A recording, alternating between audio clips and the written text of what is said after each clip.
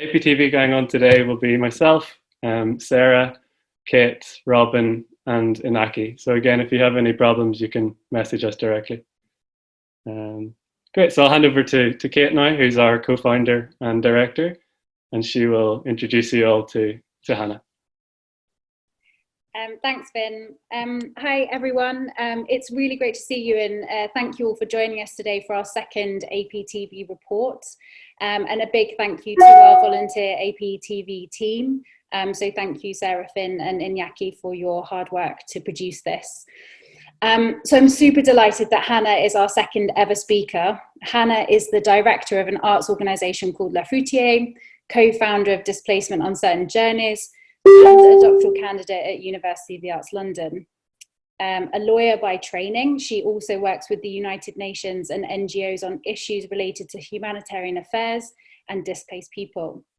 Hannah is also an amazing flower farmer who grows lots of flowers at her home, and on a daily basis I look forward to her pictures on Facebook of the bouquets that she creates. So I suppose you guys might be wondering why AP is involved with Displacement Uncertain Journeys. And it's largely because we're constantly discussing how we can have an impact at local level with our lifeboats and crew to help one community, but also how we can affect a much bigger change at a national and international level around global drowning. And Hannah's project is one that's using creative ways to have big impact at a high level to make some real changes on a global scale. So I first met Hannah in 2015 when I was working at University of the Arts London. Hannah approached us about a project that she was developing around using art and design to lobby government officials to think differently about how they saw climate change and people who were forcibly displaced by climate and natural disasters. Hannah was working for the Nansen Initiative and was one of the lead authors of the Nansen Initiative's protection agenda. I'm just going to put the link in the chat for everyone.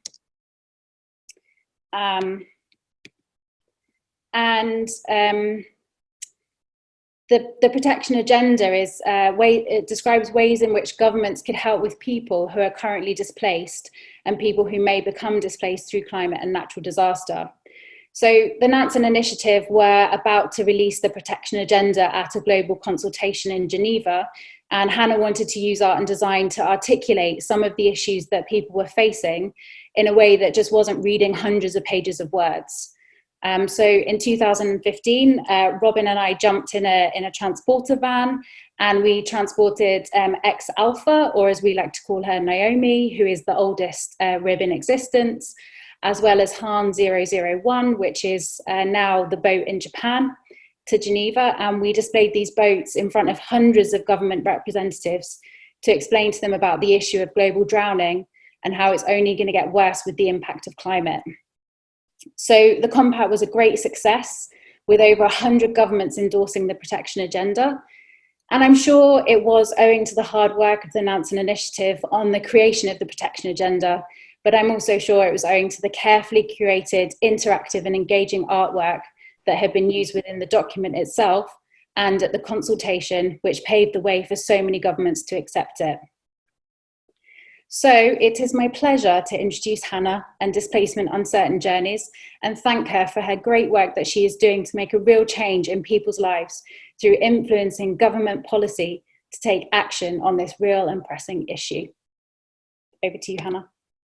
Wow, thank you so much, Kate. That's really, really kind and generous. And it's really been a pleasure. I'm so happy to have been working with you and Robin for so many years now. Can't believe it's been 5 years. Amazing. So I'm going to give just an overview on two different areas. So as Kate said, my background is bringing together two different areas. One is international policymaking, and the other is contemporary art practice.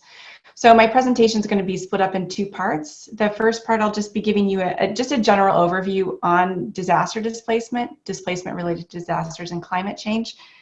And then I'll talk about the Displacement Uncertain Journeys art project that's trying to bring those two worlds together. And basically, through this presentation, I just want to pass on three key messages that we can then talk about later. So the first one is just to remember that when we talk about disaster displacement, most people are displaced within their own countries. So we'll talk about that again, but most disaster displacement occurs internally within countries. The second key message that I think is important is that disaster displacement because of climate change and natural hazards isn't inevitable. There's a lot you can do to prevent displacement from happening. And able to do that requires a coordination across a lot of different policy areas. So it's a complex policy area, but it's something that I think if you invest in prevention, you can have a big impact. And I think that leads to my third point, which is that because disaster displacement is complex, the ideas can be complex. And so we need to find creative ways of helping people understand and engage in the issue so that we can actually find solutions to prevent displacement. And I think that's where my proposal then will talk about the potential role of contemporary art practices to do that. So that's just the overview. So I'm just going to turn off my video because I think it might help with the presentation. I'm just going to share my screen. Hopefully it works. Is that okay?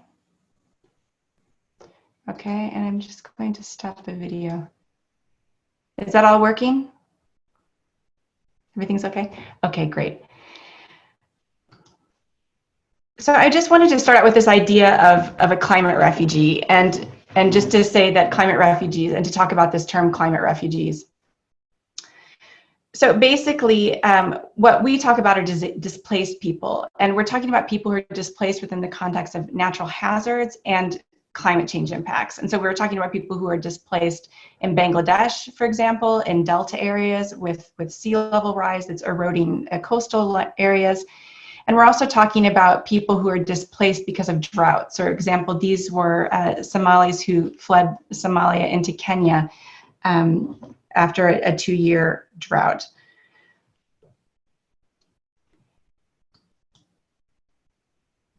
One of the things that's difficult to distinguish, and when we talk about disasters, is whether someone is displaced or whether they're a migrant. And I think maybe this is something that comes up in your work when you talk about migrants versus refugees.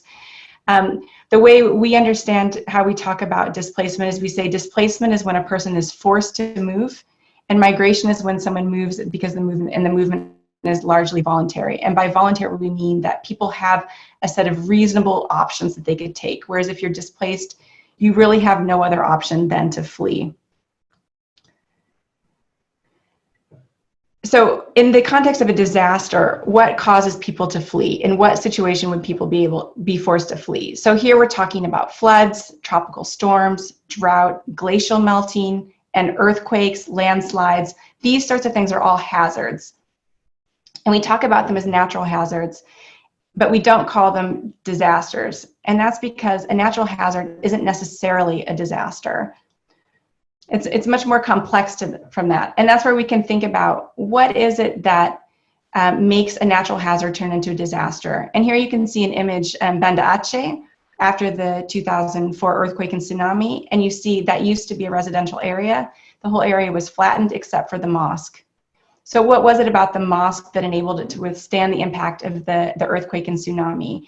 And there, I think, is a good illustration of how issues such as building codes, things like that, can make a big impact as to whether a community can withstand the impact of a flood, of a tsunami, of an earthquake.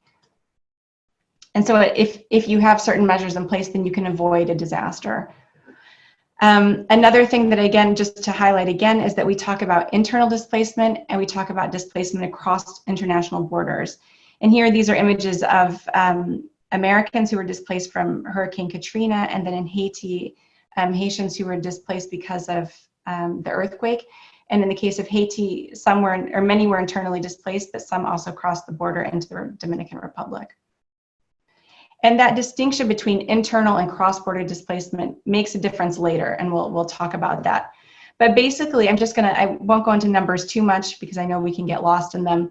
But again, one of the key messages that I wanted you to take away from this is that, in fact, even though we hear a lot about climate refugees and millions of people crossing international borders, the current reality right now is that most displacement because of disasters occurs internally. So for 2019, the Internal Displacement Monitoring Center recorded 24.9 million new people who were displaced within their own country. we don't have data on how many people are displaced across borders because of disasters. But if you compare, you can see the comparison of people who were newly displaced in 2019 because of conflict and violence, and you see the numbers are much, much lower. So when we talk about large numbers of disaster displacement, we're mainly talking about people staying within their own countries. And this is just the data is a little bit old, but the overall proportions are about the same. And this is just where you can see where most disaster displacement takes place globally. You can see there are certain areas that are more effective, primarily the Asian Pacific and Sub-Saharan Africa and the Americas. When we talk about what types of natural hazards we're referring to and what sorts of things you can do to try to avoid future displacement, the big takeaway on this slide that I want you to think about is the fact that of the displacement, so that's 10 million people who were internally displaced last year were displaced by floods, 13 million people were displaced by storms. You see that they're largely weather related, and we know that the impacts of climate change is expected to make weather related hazards more intense and more frequent. So that's where we're concerned about the impacts of climate change further increasing the number of people who are displaced by disasters if we don't do anything to address climate change and its impacts. So that's just, again, an overview on disaster displacement. And now I'm just going to talk a little bit about why we don't use the term climate refugees. One is, as we said, it's refugees has, let me move into that, but now we'll just talk about the legal framework on how we respond to disaster displacement. So as Kate was talking about, the Nansen Initiative, which developed the Nansen Initiative Protection Agenda, didn't use the word climate refugee. And that's because the term climate refugee doesn't have any definition in law. It's not a legal category. But just because it doesn't exist as a legal category doesn't mean that people who are displaced by disasters don't have rights and protections under international law. So in terms of internal displacement, that vast majority of people who are displaced within their own countries, most people who are displaced within their own countries are citizens and residents in their own country. So if you were displaced in your country to another part of your country, you still have all the same rights that you would have whether you lived in the city you were or in another city. So basically, under international law, internally displaced people have all of the same rights that they would normally have.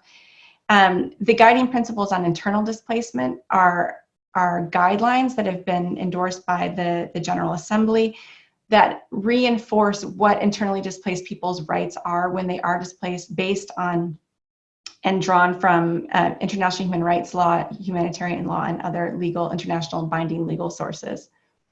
So internally displaced people, their rights are covered. Where we have a gap is when we talk about people who are displaced across international borders. And that's because what I was talking about is the Refugee Convention. And what we mean when we talk about a refugee is not the idea of being displaced because of the impacts of a natural hazard is not covered under the Refugee Convention and its 67 protocol.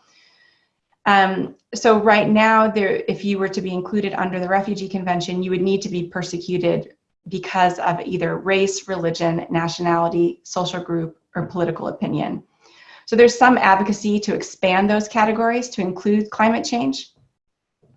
But there are a number of reasons why that doesn't necessarily make sense. One, renegotiating an international convention is politically difficult, complicated, and probably not feasible.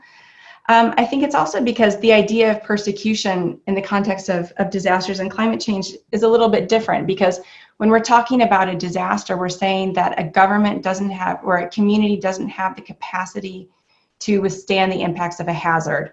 So it's not necessarily that a government doesn't want to protect its citizens or people in its territory, it's that it doesn't have the capacity to do that. So in that sense, you don't really need the international community to come in to protect people in the same way that you do refugees who are fleeing persecution.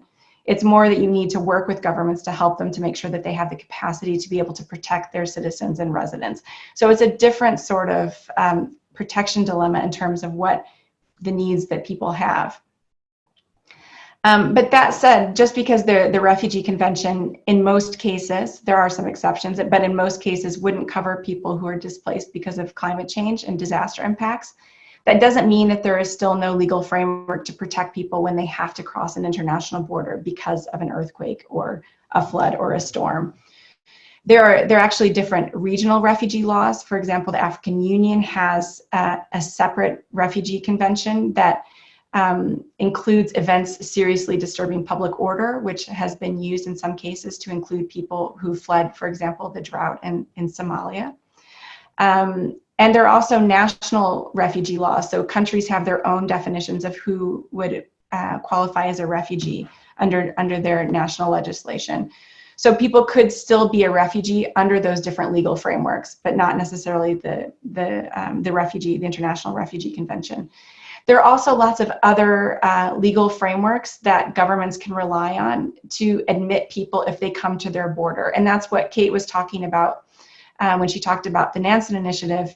One of the major outcomes of the Nansen Initiative and what's in the protection agenda is gathering together all the different ways that states have responded when people have come to their border or not returned people back to, say, for example, an earthquake zone or somewhere that would be unsafe.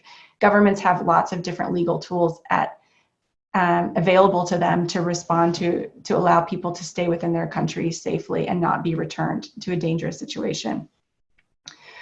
One of the other major legal framework under international law is international human rights law. And just early this year, or the end of last year, there was a judgment from the UN Human Rights Committee that actually made a decision saying that under international human rights law, countries would be prohibited from sending people back to conditions where their lives would be at risk. And so this was based on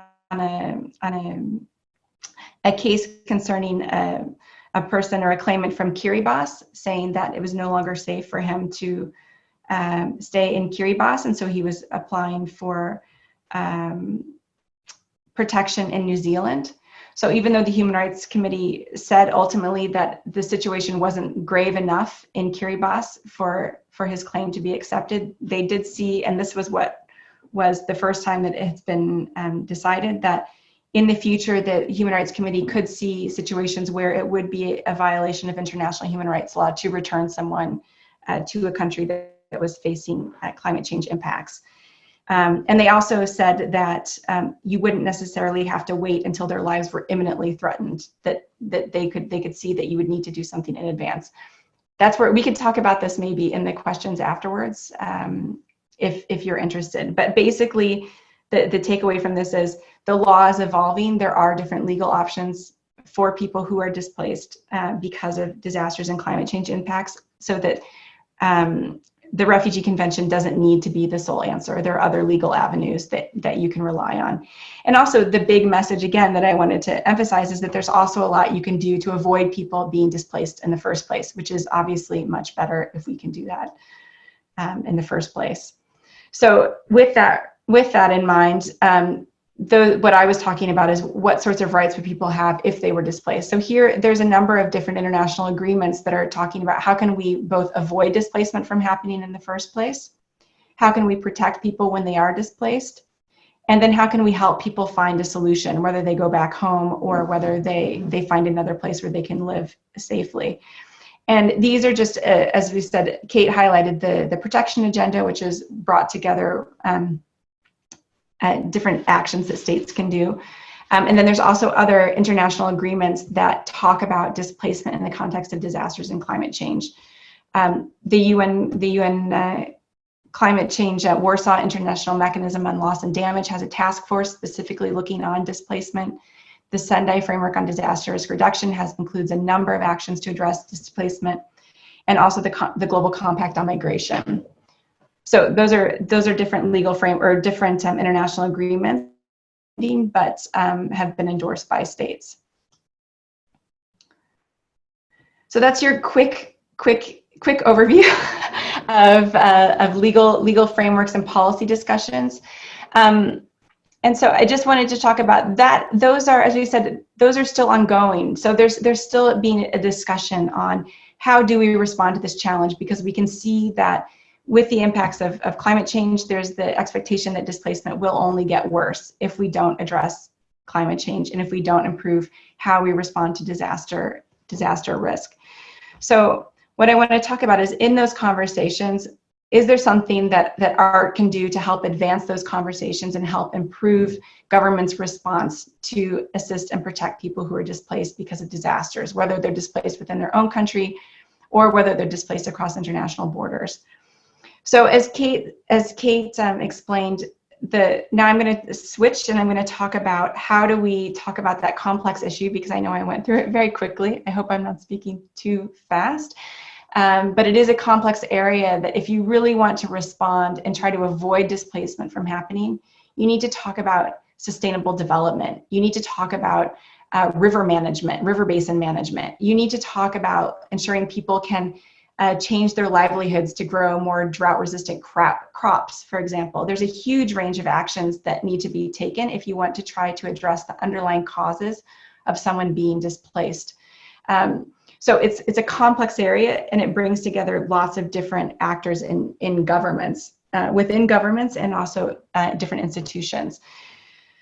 So these sorts of discussions are debated. One place where they're debated are in international conferences. And so the project Displacement Uncertain Journeys, I'll talk about it in more detail, but right now I just want to show you where we're trying to engage and how we're trying to reach out to governments, where these complex policy discussions are taking place. So I'm just going to show you a short video that took place in May 2019 in Geneva, and it was the United Nations Disaster Risk Reductions Office global platform. And so it happens every 2 years, I'm forgetting if it's every year, every 2 years, where it brings together all the governments to talk about how they can improve on reducing disaster risk. So just so you see a context.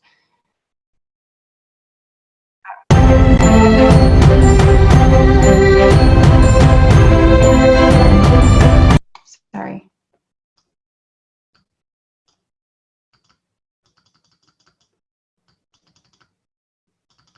Sorry, it's not backing up. Should I skip it? Here.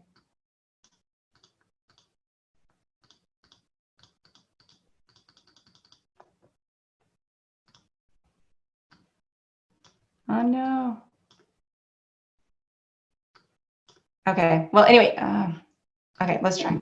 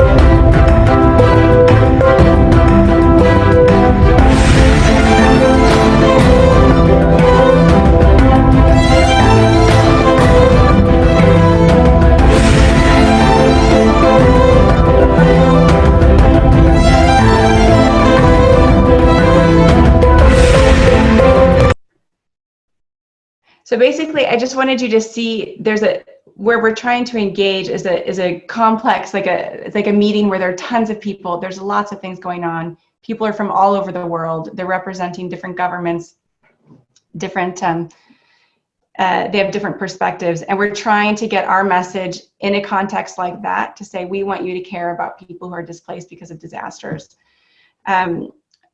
So I just wanted you to see that. And so here, this is the project. So our idea is how do we engage in that sort of context?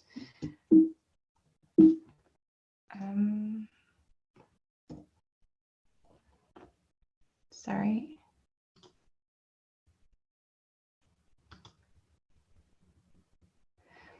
So as Kate mentioned, the Displacement Project was started working with Professor Chris Wainwright, who's since passed away, but he was crucial in starting the project and brainstorming how we could bring art into intergovernmental contexts. And so partly what we do is we find artists who work on issues related to disaster displacement. We have a website that needs to be updated, but where we include different artists who engage in these issues. And then what we do is when we work with the Platform on Disaster Displacement, which is followed the Nansen Initiative. So Kate was talking about the Nansen Initiative where I worked. And the Platform on Disaster Displacement is a group of governments that work together at a conference like this, or what I was showing you, where they're working together to coordinate their position on how they want to see disaster displacement discussed within that context of that conference. So the one I was showing you with the video was on disaster risk reduction. We'll show you later. The first one that we started out that Kate was working with us on was a conference, an international conference on migration. And so migration can cover any sort of issue. And the states that were part of the Platform on Disaster Displacement wanted to make sure that in the discussions that other states were talking about what they were doing to address displacement across international borders related to disasters and climate change. So I'm just going to show you just a few of this is the conference. You can see all the people there, quite formal. And what we did is we had an installation in the middle of the conference center. This was in the center of the conference center, and this is a work by Lucy and Jorge Horta. It's Antarctic Village No Borders, and the the Antarctic World Passport Bureau, and they have a passport where delegates could come. Oh, it didn't go. Where delegates could come and receive a passport that has a utopian vision that with this passport you could travel anywhere in the world. And so we were handing that out here at the booth for delegates to come. And we also then showed other work. Maybe you'll recognize Chris Wainwright's Wheel Our Stars, which took place in Japan after the tsunami, and different works on displacement in France, displacement in Alaska.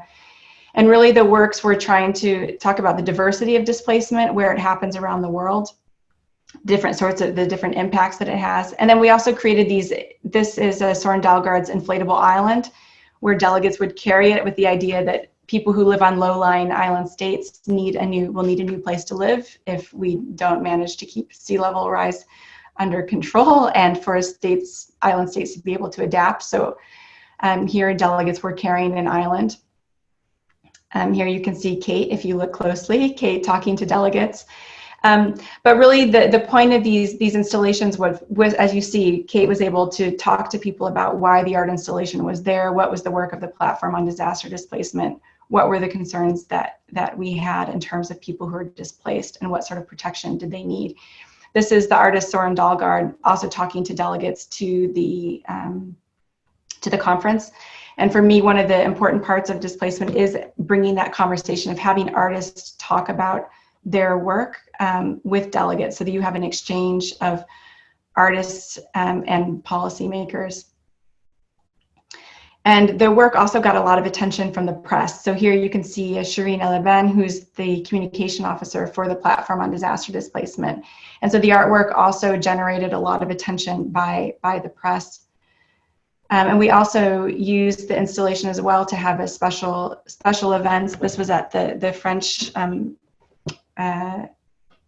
residence in Marrakesh in Morocco, where we invited people to come. Again, you have the foreign minister of Bangladesh on the right, and the French, I'm forgetting his title, ambassador, it's not ambassador, and then Lucy Horta, the artist, speaking. So we used different ways to engage, and then I also presented the work as part of the displacement project itself, the art project, in a panel. Similarly, that was in Geneva. I'm just going to go through now, as you see, because I want to talk about more what I think the impact of this work is, but just I want to show you some examples, just a few more. Kate and I also had worked on a panel exhibition, again, featuring artists who had themes related to disaster risk reduction and climate change. And this was commissioned by the UN Disaster Risk Reduction Office for the global platform. So that video that I was showing you, this was on display on the lake border in Geneva, and it coincided with the platform. So here we're there with the artists, and in the center is the most senior UN representative working on disaster risk reduction, who came to see the exhibition. It was windy and cold. We also had delegates carrying the inflatable island, again, to bring, because again, this was a conference about disaster risk reduction broadly. So displacement is only one issue amongst many. Here you can see Professor Walter Kalin with Jan Egeland. Professor Walter Kalin is the envoy of the Platform on Disaster Displacement, and Jan Egeland is heads the Norwegian Refugee Council. He's I think the Secretary General of the Norwegian Refugee Council, who also supports the art project. Again, I was just presenting the art project during the conference. So again, we're trying to take advantage of any space that we can get to bring our issue and to have the art get people's attention and to get them interested in our topic. The last one is just last December in Madrid for the climate change negotiations. We were able to partner with COL, which is an art organization based in Paris that works on art and environmental issues. And they made the annual theme this year on displacement and climate change and disasters. So we presented the 10 finalists for their annual prize. We presented it in the French pavilion inside the blue zone of the climate change conference. And again, the idea here was, you can see here, Lena and Theo were the laureates of the COL Prize, and they were able to discuss their project. The project was called "You Never Know, One Day You Too May Become a Refugee," and it's the idea of it's a fictional film in the future, imagining people who are displaced from the global north finding refuge in the global south and what that looks like. And so they were discussing the scenario with delegates to the climate change conference, talking about what delegates thought they could do as artists to help explain, illustrate, engage with some difficult issues that are difficult to articulate or show, and that how they as artists might be able to help with communicating those messages. Wait, now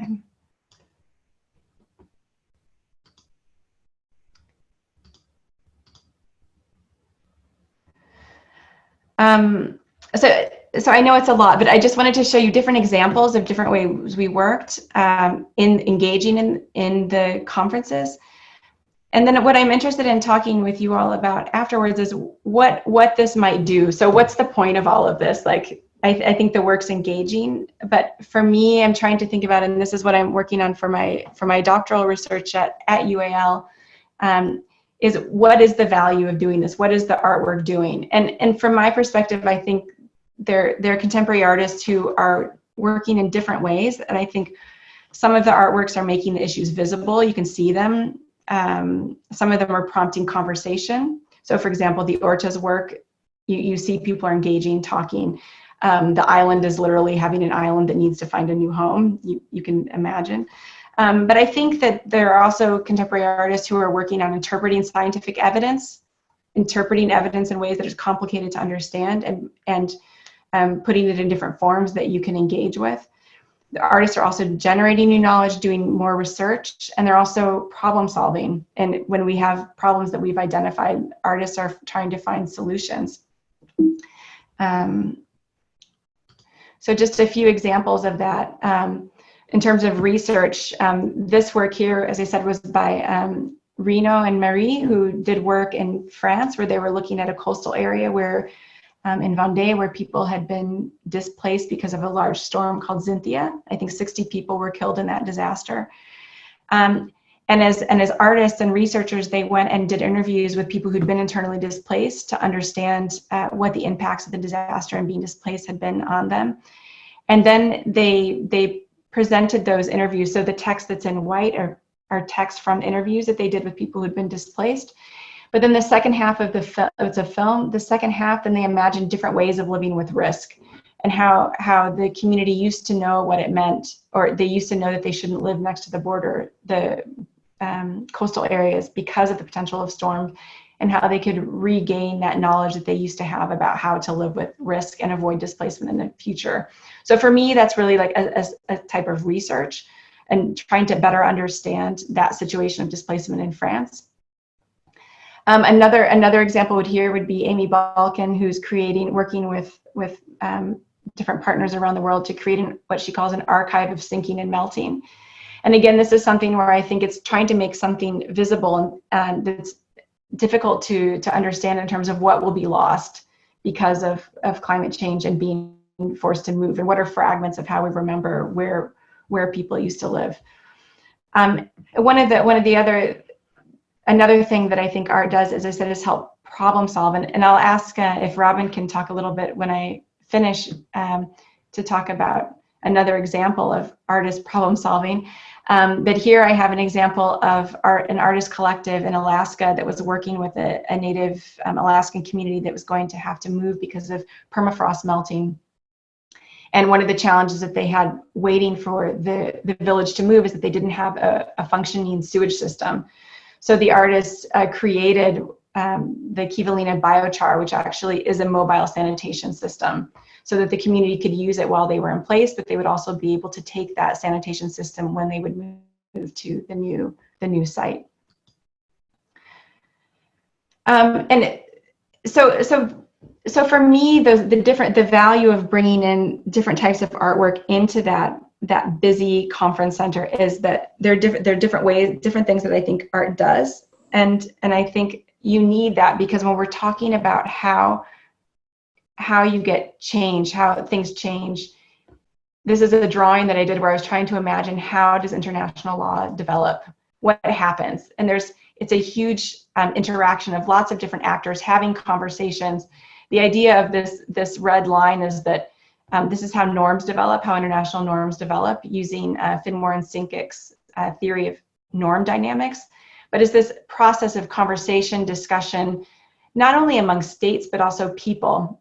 And recognizing that governments are made of people, and that when you want to have change, you also need to recognize that it is individuals who are working for their governments, for different institutions, that will make that change happen. And so for me, then, part of the value of bringing in art is acknowledging that international legal change also happens because of individuals and conversations between individuals who are representing, they hold different functions, but it's a conversation among individuals that then lead to institutional and state action. And so that's what I think about. I think art does different things, but I'd be curious to hear your thoughts on the impact of that. So what is the impact of doing it? So because you can have there are other ways of doing research, there are other ways of problem solving, there are other ways of making issues visible, of prompting conversation. So what is it about art? Like, what is it unique to art that it can bring, or its added value? And I think part of it is that drawing on the fact that I could, as a lawyer, I can write a legal text, or I can write a text. But I think art allows us to tap into other ways of understanding and knowing issues, and why do we care about disaster displacement in the first place? Why do we want to make sure that people can live in safety? What is it that motivates our work in this area? And I think one of the things that art can do is help us remember why we're there in the first place. What is the issue that we care about on that personal and emotional level? But I think it also, because it's a complex issue, I think there are different ways that people can, through different artworks, can understand the complexity of an issue, maybe more without the complexity of words, but they can see it and understand it, and then maybe by understanding it in a way that isn't about words, it helps you open up different ways of understanding how you might break down the complexity. That's a bit vague. It's hard to talk in the abstract about it, but maybe we can move on from here. That's basically my presentation, is to propose to you, given that we're talking about a complex area, and maybe I'll turn back on my video. Given that we're talking about this complex policy area that brings in immigration law, that brings in climate change mitigation, that brings in agriculture, river basin management, all these different areas, I think it can be difficult to wrap your head around. And then we also talk about, what does it mean when we talk about people?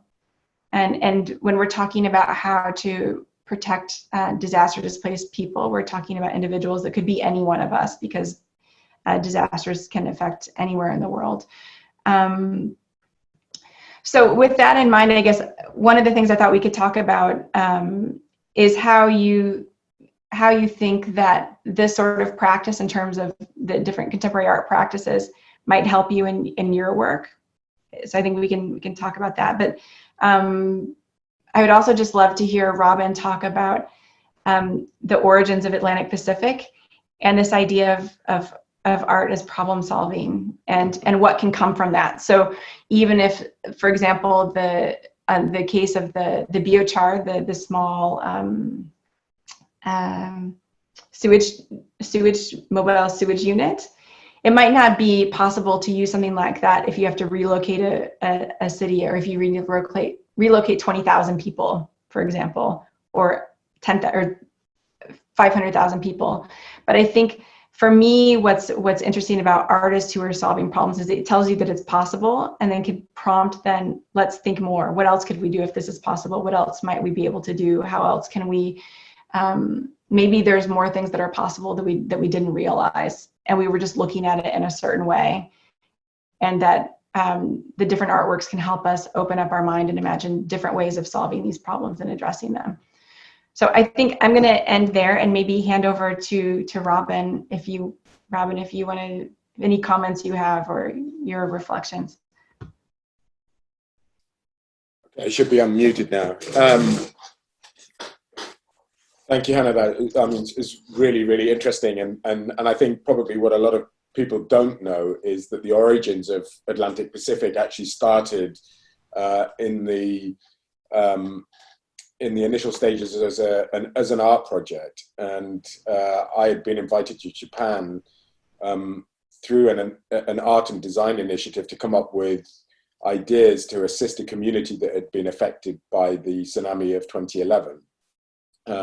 And the result ended up in being a mobile lifeboat station and an ongoing charity called Atlantic Pacific. There have been loads of elements that have fed into that, and loads of those things have been associated or attached to the fact that I was working in an art school when this all happened. And I think the things that kind of were very revealing, or that became a very interesting thing for me, was that the way in which I develop an idea is very different from maybe somebody that's using sort of a logic that seems sort of one step follows another, and that in fact I came about this from a very sort of lateral thinking, or as I've kind of developed these ideas with my students when I was still working in Chelsea, that it was a kind of like creative engineering.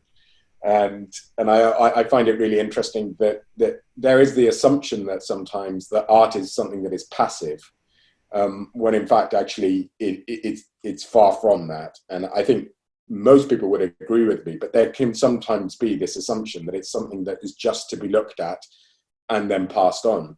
And I find it really, really interesting that the kind of, having come to the convention in Geneva a few years ago with the two boats that we brought along, and that the dialogue changes, and it moves away from a sort of a very kind of practical or very prescribed kind of way of dealing with a situation like this, and actually kind of allows the opportunity to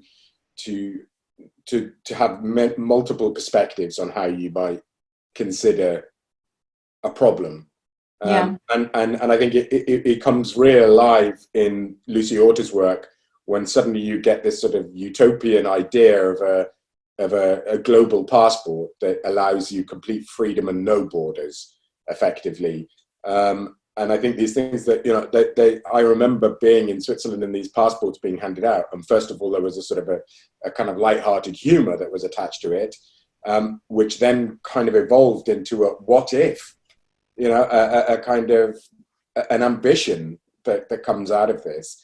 And I'm sure that many people came away from that experience thinking, there's multiple ways of looking at problems. And it doesn't just have to be this sort of sort of it's just handed over to policymakers and government officials. It can actually be a much more communal endeavor, and that multiple approaches can be considered to deal with a problem.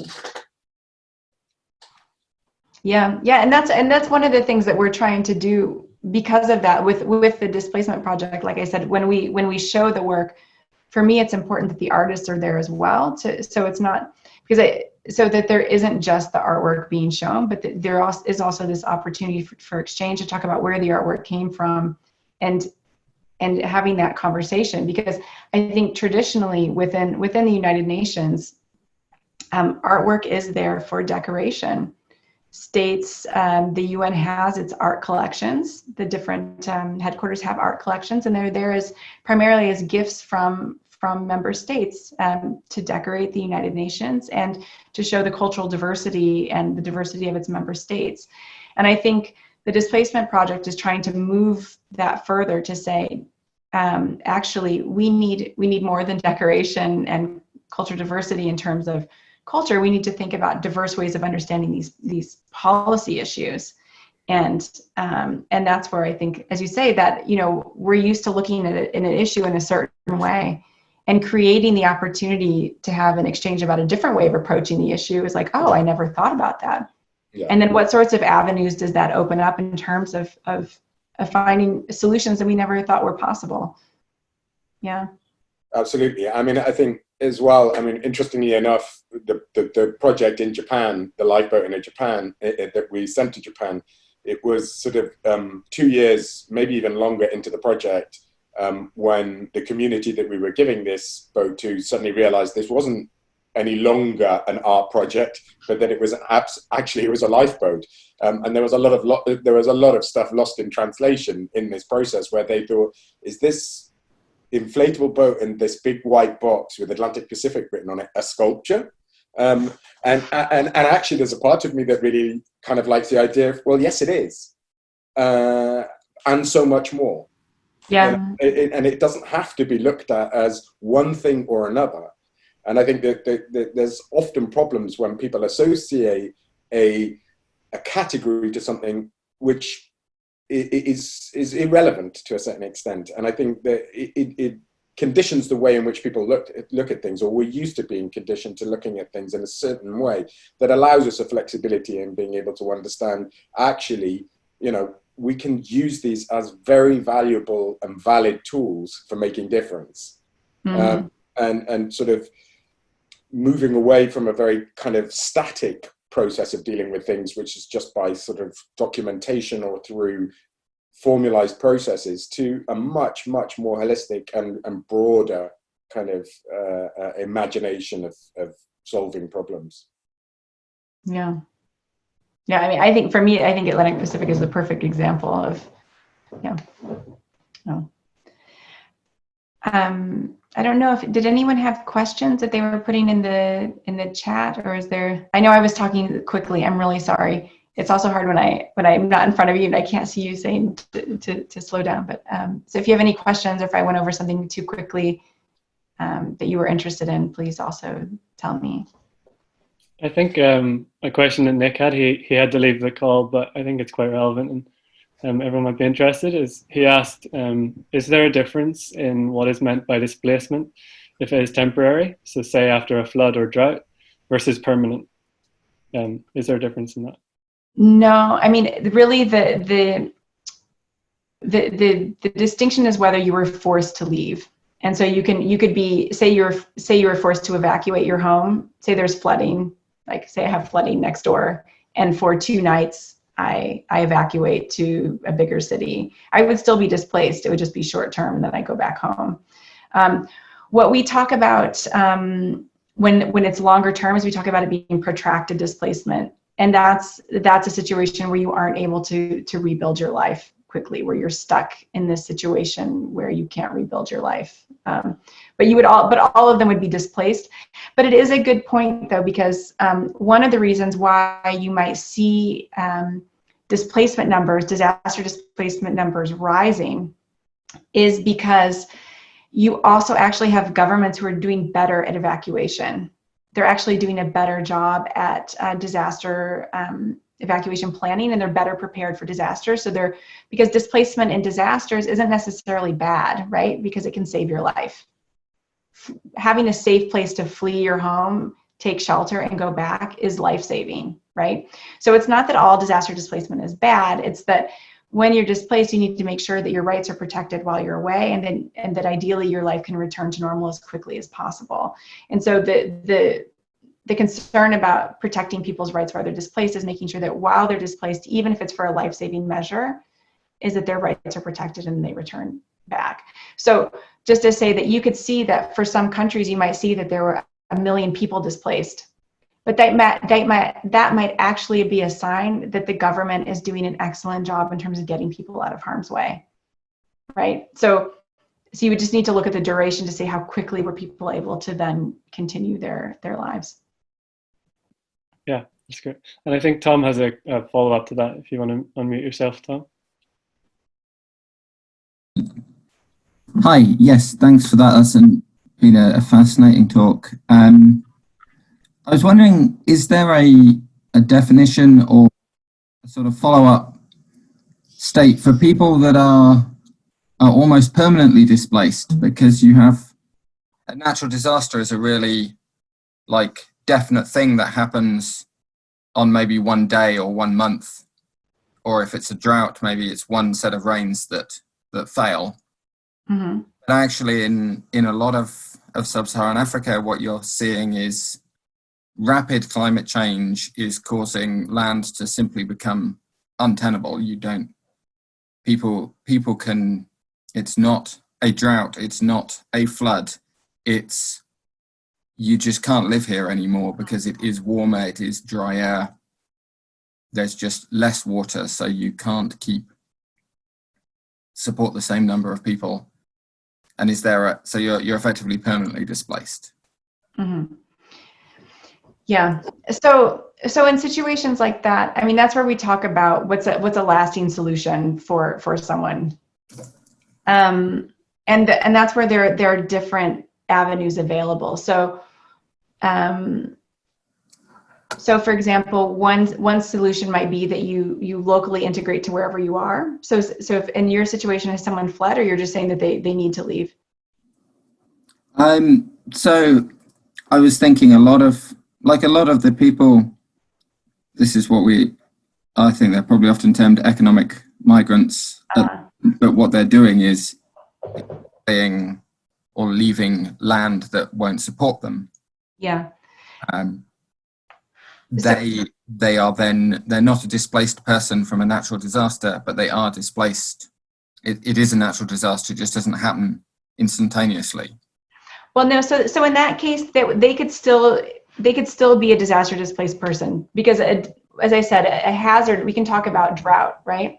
And drought doesn't usually happen like that. It can be a period of degradation where over a period of time, the conditions gradually erode to the point where, and this is where it would be hard to define, but you would say, at what point does that reach a disaster situation in the sense that you can no longer live there?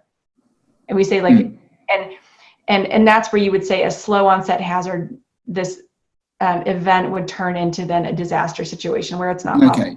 And even if it's never going to resolve itself. I mean, maybe even if it never, no, and that's where I think when you talk about the low-lying island states, it's a gradual process. I mean, the low-lying island states, they won't be uninhabitable because of water before they'll be uninhabitable because they won't have drinking water. Yeah. It's salinization that will actually make the islands uninhabitable before the sea level, the actual sea level will. And so those are the issues that are being discussed in these types of conferences. What do you do? And that's why I say, if you look at the protection agenda that Kate sent the link, we talk about that there are different avenues that states have discussed and that they've reinforced in the different international agreements. And that is like looking for other legal avenues to migrate. So for example, a country could create a special legal category for people to get student visas or work permits, where the idea would be that you could leave a situation but use regular migration pathways. Does that make sense? Like, so you could immigrate on a work visa. for example, and that gives you that solution. Or there are also some countries have freedom of movement agreements that would allow you to move. There's different options, but certainly, I mean, even in disasters like an earthquake, or you even just saw something in Norway of a landslide. I mean, the place where you lived could actually disappear. In an earthquake, I think in Aceh, the land shifted like this, and some territory was just no longer there. So you need a solution for that, and most of the solution will be for the responsibility of the government to find another place for you to live within your own country. So that's where I think, where I again wanted to make the point that most disaster displacement, you're displaced within your own country. So it would be the obligation of the government to find, and it's called a relocation process. How do you relocate people in a way that respects their rights to a new location? So does that make sense? So within your own country, you would find a new place to live, and ideally the government would help you in that process. And then if you wanted to go abroad, then there would be different legal pathways that you could do that legally. Yeah. Yeah, thanks. And sorry, just one other thing though. The other point would also be just to prevent you from having to flee in the first place. So if we see, for example, that conditions are deteriorating, that's where I said part of the response is trying to create, can we improve the conditions so the person doesn't have to flee? And that's where traditionally, when we talk about displacement, we think about humanitarian organizations, but increasingly you're seeing that that there's a recognition that addressing displacement, we need to think about long-term sustainable development and how that can create the conditions where people can then cope with changing environmental conditions. And it's also, again, one reason why you would have a disaster isn't necessarily just the hazard. It's compounded with, is there pre-existing conflict? What's the level of development, the level of poverty? All of those things make an impact in terms of whether something turns into a disaster or not. Yeah, okay. No, that was really, really great. Thanks a lot. You're welcome. Thanks, Tom. Would anyone else have a question or a comment? Feel free to unmute yourself or signal. And in the time we're waiting for that, just to let you guys know that we will be having more of these presentations. I think we can all agree that they're extremely helpful and bring really, really great conversation. So stay tuned on our social channels and subscribe to our newsletter if you haven't already to be updated with the next ones coming up. Does anyone else have anything they'd like to add or any more questions? If not, I'll hand back to either Robin or Kate if there's anything you'd like to say. Yeah, I just think we'd like to say thank you to Hannah for such an interesting presentation. I know that it's super complicated to explain international law about displaced people in half an hour. So thank you for that. And thank you for your time to tell us all about Uncertain Journeys. And we'll send out the website if everyone wants to have a look at it in more detail. Great. Thank you. And also, if anyone has any further questions, they can email us at the media email. And we can also pass on anything else back to Hannah if you have anything you'd like to ask her in the future. So thank you so much for joining us. And if you'd like to unmute yourself and say goodbye, feel free. But yeah, Hannah, thank you so much for coming on. Thank you. It was really a pleasure.